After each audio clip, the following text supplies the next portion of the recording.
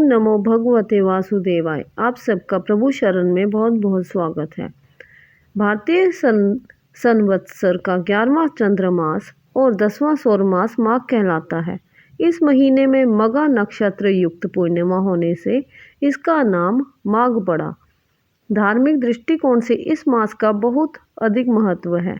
इस मास में शीतल जल के भीतर डुबकी लगाने वाले मनुष्य पाप मुक्त हो स्वर्ग लोक में जाते हैं।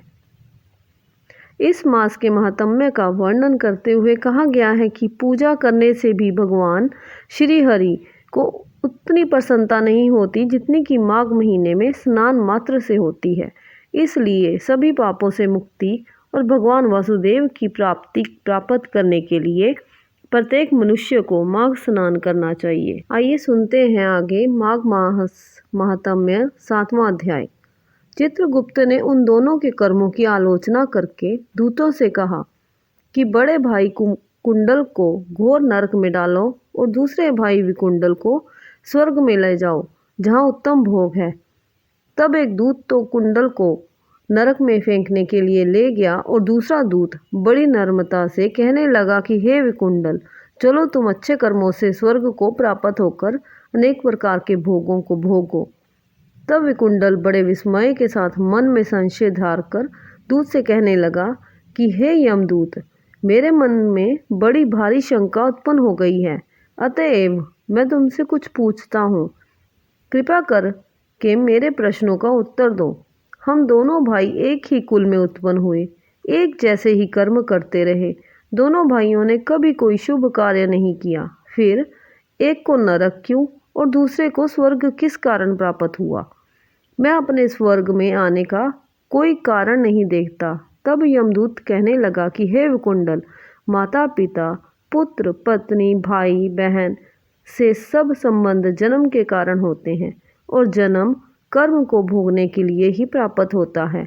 जिस प्रकार एक वृक्ष पर अनेक पक्षियों का आगमन होता है, उसी तरह इस संसार में पुत्र, भाई, माता पिता का भी संगम होता है। इनमें से जो जैसे जैसे कर्म करता है वैसे ही फल भोगता है। तुम्हारा भाई अपने पाप कर्मों से नरक में गया, तुम अपने पुण्य कर्म के कारण स्वर्ग में जा रहे हो। तब विकुंडल ने आश्चर्य से पूछा कि मैंने तो आज जन्म कोई धर्म का कार्य नहीं किया, सदैव पापों में ही लगा रहा। मैं अपने पुण्यों के कर्म को नहीं जानता। यदि तुम मेरे पुण्य के कर्म को जानते हो तो कृपा करके बताइए। तब देवदूत कहने लगा कि मैं सब प्राणियों को भली भांति जानता हूँ, तुम नहीं जानते। सुनो, हरिमित्र का पुत्र सुमित्र नाम का ब्राह्मण था, जिसका आश्रम यमुना नदी के दक्षिणोत्तर दिशा में था। उसके साथ जंगल में ही तुम्हारी मित्रता हो गई और उसके साथ तुमने 2 बार माघ मास में श्री यमुना जी में स्नान किया था। पहली बार स्नान करने से तुम्हारे सब पाप नष्ट हो गए और दूसरी बार स्नान करने से तुमको स्वर्ग प्राप्त हुआ। सो हे वैश्यवर, तुमने 2 बार माघ मास में स्नान किया, इसी के पुण्य के फल से तुमको स्वर्ग प्राप्त हुआ और तुम्हारा भाई नरक को प्राप्त हुआ। दत्तात्रेय जी कहने लगे कि इस प्रकार वह भाई के दुखों से अति दुखित होकर नम्रता पूर्वक मीठे वचनों से दूतों से कहने लगा कि हे दूतों, सज्जन पुरुषों के साथ 7 पग चलने से मित्रता हो जाती है और ये कल्याणकारी होती है। मित्र प्रेम की चिंता ना करते हुए तुम मुझको इतना बताने की कृपा करो कि कौन से कर्म से मनुष्य यमलोक को प्राप्त नहीं होता, क्योंकि तुम सर्वज्ञ हो। इस तरह 7वां अध्याय समाप्त हुआ। अतः इस मास में स्नान, दान, उपवास और भगवान माधव की पूजा अत्यंत फलदायी होती है।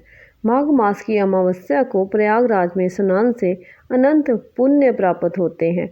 वह सब पापों से मुक्त होकर स्वर्ग में जाता है। जय विष्णु भगवान, माँ लक्ष्मी की जय। जय जय श्री राधे श्याम। जय जय श्री राधे श्याम।